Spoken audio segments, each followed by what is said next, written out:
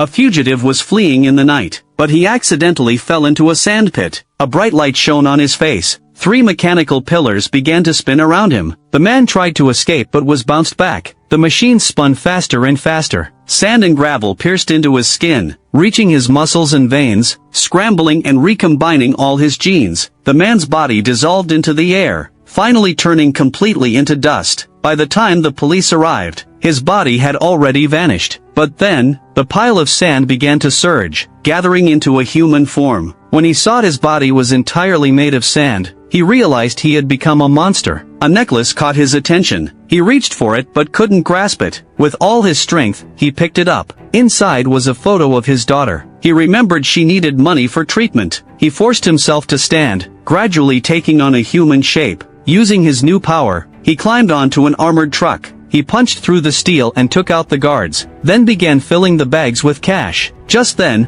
Spider-Man appeared. The two began a fierce fight. Spider-Man's attacks couldn't hurt Sandman. Sandman punched Spider-Man away. Spider-Man quickly came back and kept attacking, but Sandman always reformed. With one heavy blow, he smashed Spider-Man into the truck. The vehicle was about to crash. Spider-Man hurried to save the guards, but had no time to dodge. Sandman escaped in the chaos. Unable to find him, Spider-Man had to rest. His suit was already filled with sand. At that moment, Peter received the news. Sandman was the one who killed his uncle. But the police couldn't handle a superpowered enemy. Peter grew furious that the killer was still free. The fire of revenge clouded his mind. He even slept in his suit. Hatred haunted his dreams. In his sleep, venom slipped in and latched onto him, until it completely consumed Peter. When he woke up, his suit had turned black, and Dark Spider-Man was born.